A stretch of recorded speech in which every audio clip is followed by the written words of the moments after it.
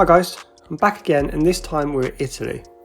Monza is home to one of the classic F1 Grand Prix tracks and is a track which is extremely fast. Because of the long straights, you would think it would be easy to set up your car.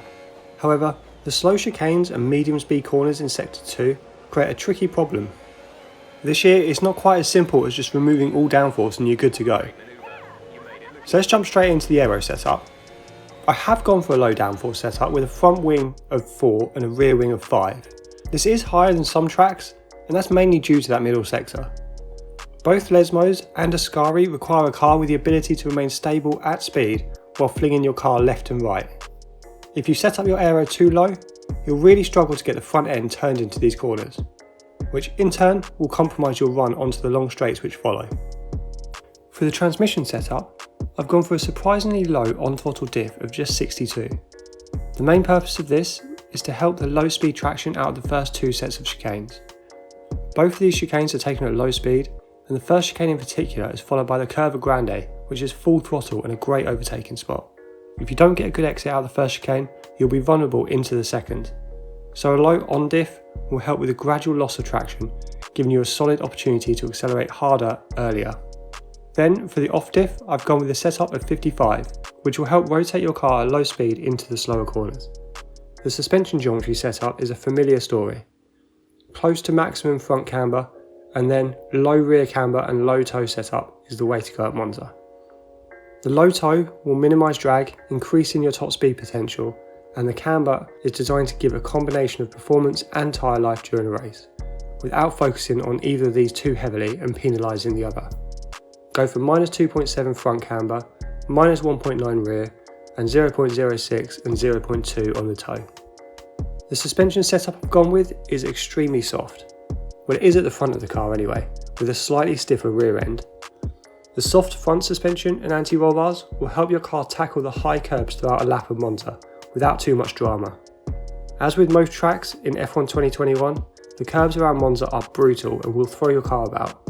However, a fast lap requires you to ride over these curbs at most corners, so having a soft suspension will help with this. Go with a front suspension setup of 1 and rear of 4. Then set up your anti-roll bars with 1 at the front and 6 at the rear. The stiffer rear suspension and anti-roll bar setup will help keep your car responsive on corner entry, and it will help it rotate at slower speeds. If these were much lower, your car would feel too sluggish, which is not ideal when throwing your car into a Ascari at high speed. Then go for a ride height of 2 and 6 for the best performance. I've gone with a slightly higher brake pressure than normal at 98%. I always tend to steer away from 100% brake pressure, just to allow for a little give when it comes to potential lockups. Then set up your brake bias at 57% for even better straight line stopping performance. The tyre pressures have been left fairly neutral and balanced. This is because the faster corners such as Parabolica can take a toll on tyre wear during a race. Leaving your front tyres at just 23 will help with overall tyre wear. Then I've bumped up the rear tyre pressure just slightly to 22.3 for a little extra performance without much tyre wear loss. And that'll do it for our F1 2021 Italian race setup.